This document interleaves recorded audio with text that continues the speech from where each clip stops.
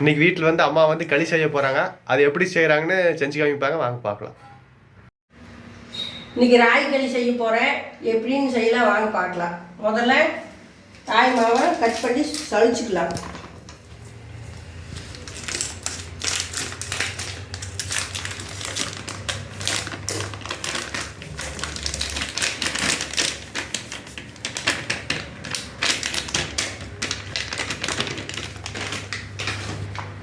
சளிச்சிட்டாத்தான் கல்லெல்லாம் இருந்தால் கூட நின்றுக்கு.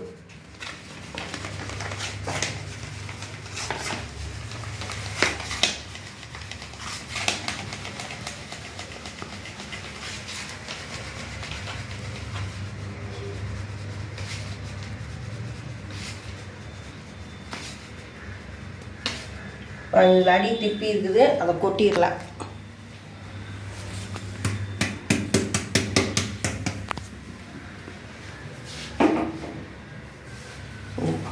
ஓசிட்டு போட்டுக்கலாம்.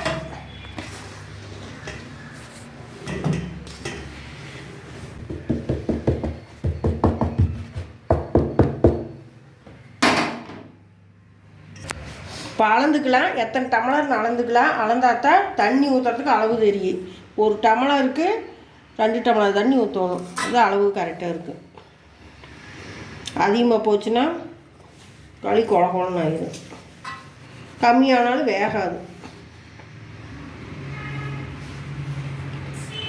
ஒரு டம்ளருக்கு 2 டம்ளர் தண்ணி ஊற்றணும். ஒரு டம்ளர் ராய்க்கு 2 டம்ளர் தண்ணி நீங்களே பார்த்துக்குங்க. எத்தனை டம்ளர் வந்தது? 8 டம்ளர் வந்துருக்குது. 1/2 கிலோ மாவு 8 டம்ளர் வந்துருக்குது.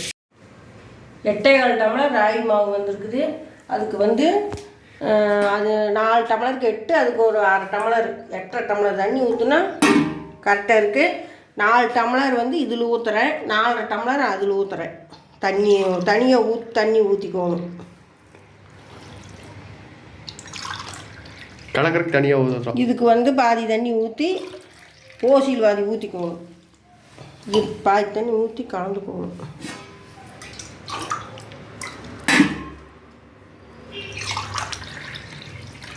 இதுக்கு 4 ஊற்றியாச்சு. இதில் வந்து 4.5 ஊற்றணும்.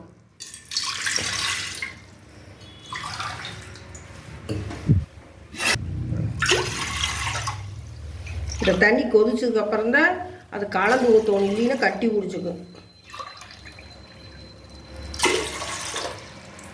டம்ளர் ஊற்றணும். அந்த 1/4 டம்ளருக்கு மாவுக்கு 1/2 டம்ளர் ஊற்றுறேன். பருப்பு பற்ற வச்சுக்கலாம். இது சூடு எடுத்து அதுக்குள்ளே நாம் அதை கரைச்சிக்கலாம்.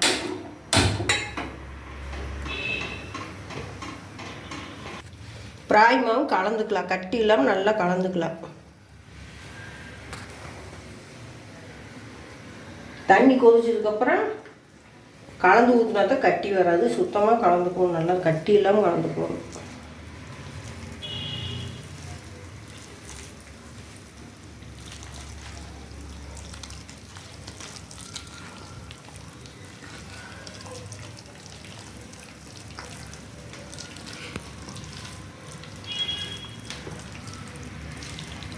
கெட்டியாக இருக்குது, அதனால் அதுலேருந்து 1/2 டம்ளர் 3 ஊற்றிக்கலாம்.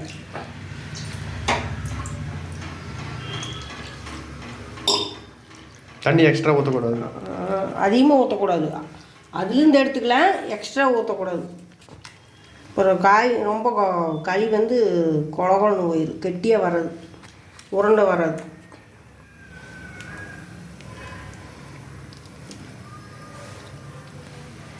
நல்லா கலந்து நீங்களும் இதே மாதிரி கட்டி இல்லாமல் நல்லா கையில் கரைச்சிக்குங்க.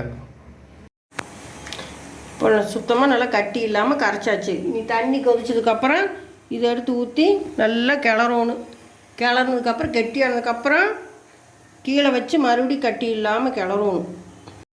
தண்ணி கொதிக்குது, எதுக்கு ஒரு 1/2 டம்ளர் எடுத்து வச்சிடலாம். அதிகமாக போயிட்டால் பத்திரின்னா அப்புறம் ஊற்றிக்கலாம். அதிகமாக போயிட்டால் ராகி ஒவ்வொரு பழைய மாவாக இருந்தால் தண்ணி அதிகமாக பிடிக்கி, புது மாவாக இருந்தால் கம்மியாக பிடிக்கி. கொஞ்சமாக உப்பு போடுறேன். தான் களி கொஞ்சம் நல்லா இருக்குது டேஸ்ட்டாக.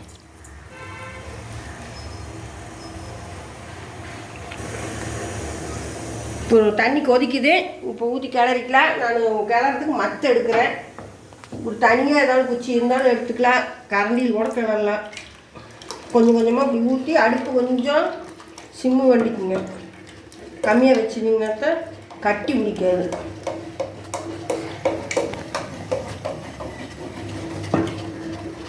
அடுப்பு ரொம்ப எரிஞ்சாலும் கட்டி பிடிச்சிக்கும்.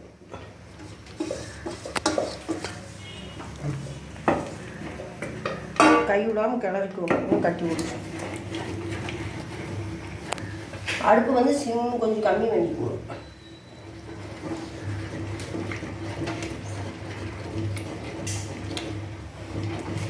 தண்ணி அளவாக போனால் இதை விட்டுறலாம். இல்லைன்னா அரை மாதிரி எடுத்து வச்சுருக்குறேன். ஊற்றவும் பத்திரிக்கைனா ஊற்றிக்கலாம். இப்போ வந்து கொஞ்சம் கட்டியாக தான் வரும். இப்போ கீழே வச்சு நல்லா கிளறணும்னா தான் கட்டியெல்லாம் கரையும். நீங்கள் கட்டி வருதுன்னு நினச்சிக்காதீங்க. இப்போ அப்படி தான் கட்டியாக வரும். கீழே வச்சு கிளறுனா சரியாயிடும்.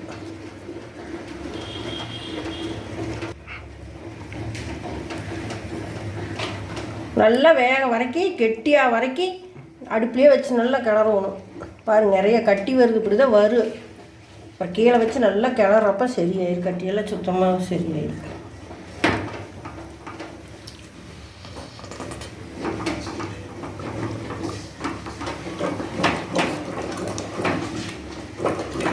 தாம கிளம்பணும்னா அடியெல்லாம் பற்றிக்கும்.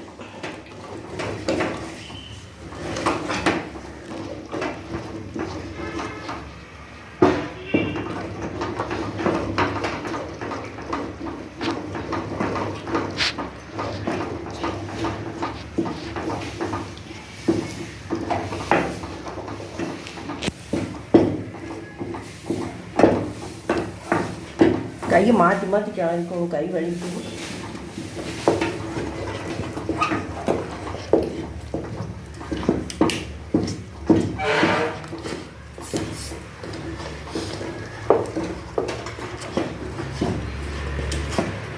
தண்ணி கொஞ்சம் ஊற்றிக்கலாமா? தண்ணி கொஞ்சம் ஊற்றிக்கலாம். அந்த அரை டம்ளர் எடுத்தோம். கொஞ்சம் பாதி ஊற்றுறேன். 10ல் மறுபடியும் பாதி ஊற்றிக்கலாம். மாவு பழசாக இருந்தால் தண்ணி அதிகமாக பிடிக்கும். புது மாவாக இருந்தால் குழந்தைனால தண்ணி ஊற்றுறப்ப கொஞ்சம் எடுத்து வச்சுக்கணும் எப்பவுமே. அப்புறம் அதிகமாக போயிட்டு ஒன்றும் பண்ண முடியாது. 10னாப்போ ஊற்றிக்கலாம். கொஞ்சம் ஊற்றிக்கலாம். காட்ட மாதிரி அளவு காட்ட.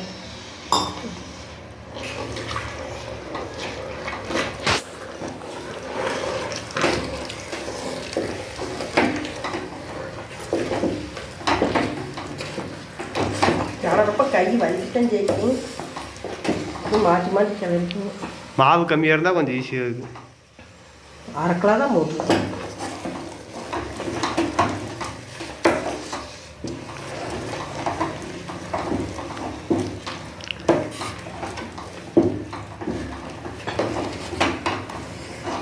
நாங்கள் கடையில் தான் வாங்கினோம். நீங்கள் வேணால் நியாயமாக வீட்லேயுமே சுத்தம் பண்ணி அரைச்சிட்டு வந்து வச்சுக்கலாம். அடிக்கடி கிளறணும்.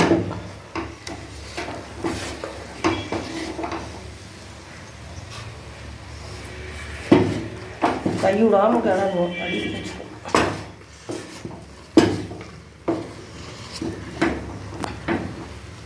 இப்போ பாருங்க கொஞ்சம் கட்டியில் உடஞ்சிருச்சு. இன்னும் கீழே வச்சு கிளறணும்னா சுத்தமாக உடஞ்சிருக்கும். எந்த அளவுக்கு நம்மளுக்கு கட்டி வேணுமோ அந்த அளவுக்கு அடுப்புலேயே வச்சு கிளறிக்கலாம். ஒரு லூஸாக வேணும் இதே டைமில் எடுத்து வச்சுக்கலாம். இன்னும் நல்லா கெட்டியாக வேணும். இன்னும் கொஞ்சம் நேரம் அடுப்புலேயே வச்சு கிளறணும்னா இன்னும் கொஞ்சம் கெட்டியாகிக்கி.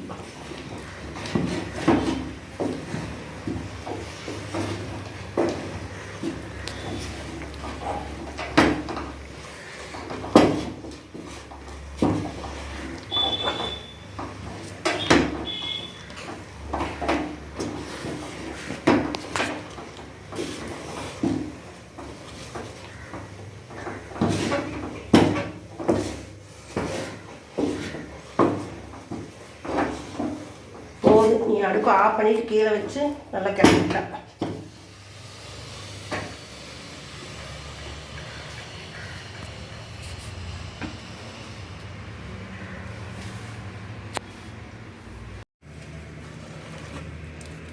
சுத்தமாக வலிச்சு போட்டுடலாம்.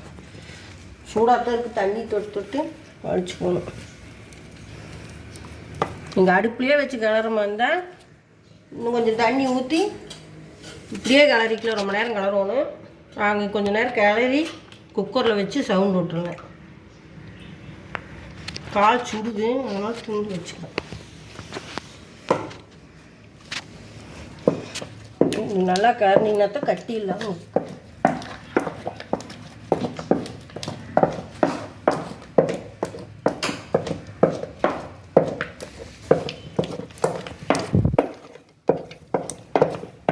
சுற்றி இருக்கிறது இப்படி வடித்து கிளறணும். தலையில் இருக்கிறது கட்டிக்கலாம்.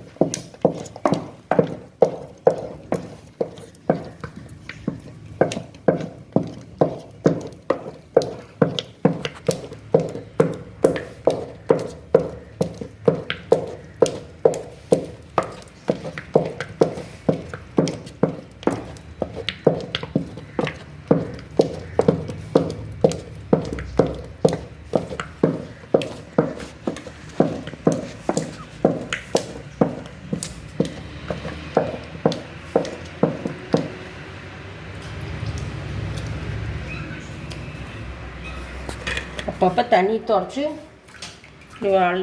சுற்றி வலிச்சு போட்டுக்கணும். சும்மா தொட்டால் கை சுட்டுரும், அதனால் தண்ணி தொட்டு துடைச்சிக்கணும். தண்ணி வச்சு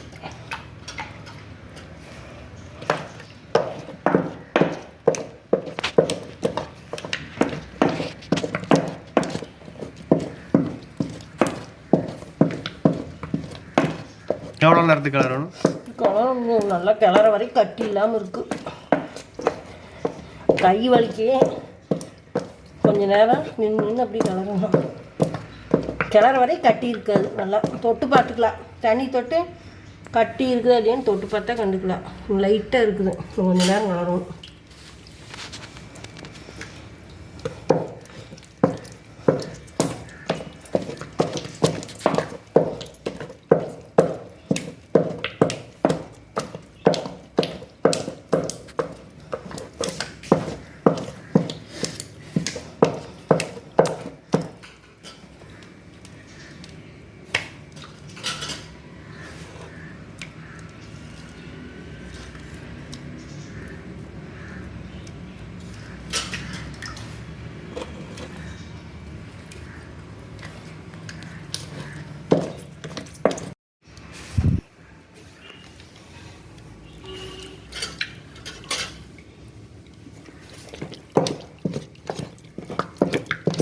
முடிஞ்சுதா? முடிஞ்சுது. நீ ஓரளவு கட்டியில் கரைஞ்சிருக்கு. பார்க்கலாம். கட்டி இல்லை, கரைஞ்சிருச்சு. போதும். நீ எடுத்து வேறு சிலுவரில் மாற்றிக்கலாம். குக்கரில் சவுண்ட் விட்டுக்கலாம். நீங்கள் இப்படியே வேணாலும் அடுப்பில் வேணும் கொஞ்சம் தண்ணி ஊற்றி அடுப்பில் கொஞ்சம் நேரம் வச்சு கிளறினாலும் வெந்துடும். அது மறுபடியும் கிளறணும். அதனால் நம்ம குக்கரில் வச்சு 4-5 சவுண்ட் விட்டுக்கலாம். வேறு வாரத்துக்கு அள்ளி போட்டுக்கலாம்.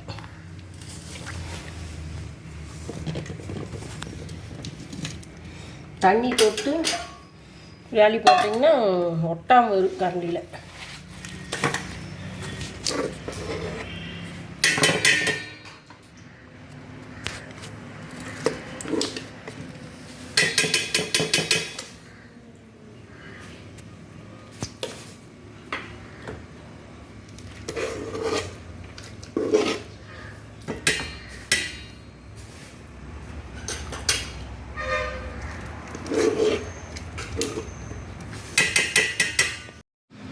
இப்போ களி கிளறி போசில் மாற்றியாச்சு. போட்டு வச்சுட்டு தண்ணி தொட்டு கொஞ்சம் அப்படியே அமுத்தி விட்டுக்குங்க.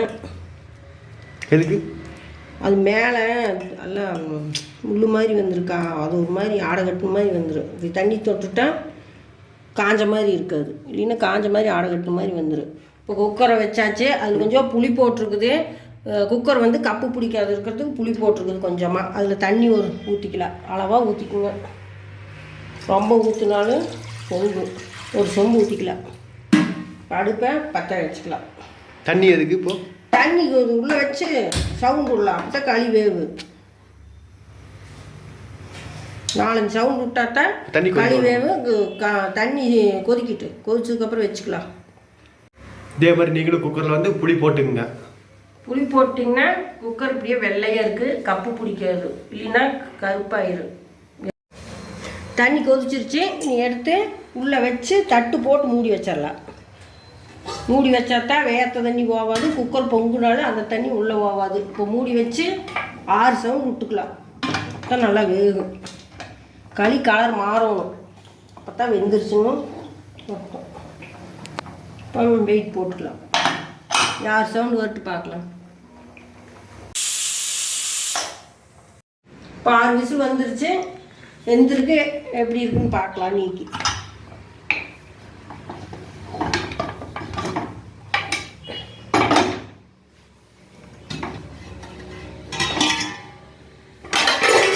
கலரே மாறிடுச்சு, கருப்பு கலர் ஆயிடுச்சு. கருப்பு கலர் ஆயிடுச்சுன்னா வெந்துருச்சுன்னு தண்ணி தொட்டு பார்க்கலாம். கையில் ஒட்டாமல் வந்தால் வெந்திருக்கு பாருங்க. கொஞ்சம் கூட ஒட்டவே இல்லை, கலரே மாறிடுச்சு பாருங்க. இப்படி இருந்தால் வெந்துருச்சுன்னு அர்த்தம். இப்போ எடுத்து வேறையில் மாற்றிக்கலாம்.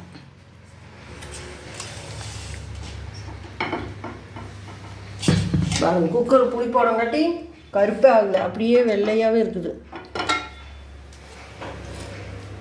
வேறு ஊசியில் மாற்றி வச்சுக்கலாம், உருளை ஊற்றி போட்டுக்கலாம். இப்படி தண்ணியில் கரண்டி நனைச்சி எடுத்து இப்படி கையில் தட்டிவிட்டால் உருண்டை மாதிரி வந்துடும். சூடாக இருக்குது, தண்ணியில் நனைச்சி இப்படி போட்டுக்கணும். போட்டிங்கன்னா உருண்டை பிடிச்ச மாதிரி வந்துடும்.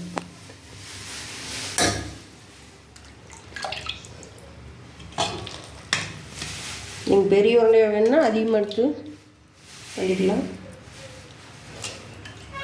சூடாக இருக்குது, நல்லா தண்ணி தொட்டுக்கும்.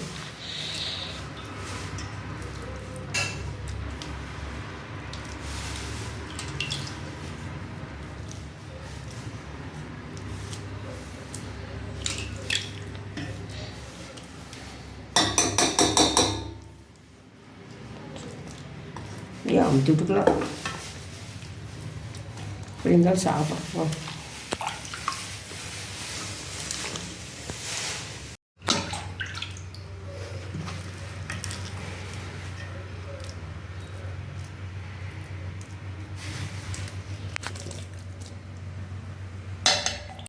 களி ஆயிடுச்சு. நீங்களும் சூடாக சாப்பிட்றோன்னா பருப்பு குழம்பு, இல்லைன்னா கீரை குழம்பு, தக்காளி குழம்பு இதெல்லாம் வச்சு சாப்பிட்டிங்கன்னா நல்லாயிருக்கு. அதோட கடலக்கொட்டை சட்னி ஆட்டிங்கன்னா இன்னும் நல்லா இருக்குது. நீங்களும் இதே மாதிரி செஞ்சு பாருங்க, எப்படி இருந்துன்னு சொல்லுங்கள். இதையே ஆறுனதுக்கப்புறம் தண்ணி ஊற்றி வச்சிட்டிங்கன்னா காலையில் தயிர் மோருக்கு சாப்பிட்டா ரொம்ப நல்லா இருக்குது, உடம்புக்கு நல்லது. இந்த மாதிரி நீங்களும் சாப்பிட்டு பாருங்கள். இப்போ களி அம்மா செஞ்சாங்க, அதை எப்படி செஞ்சாங்க நீங்கள் வந்து பார்த்துருப்பீங்க. இதே மாதிரி நீங்களும் வீட்டில் செஞ்சு பாருங்கள். மாதிரி அடுத்த வீடியோவில் பார்க்கலாம்.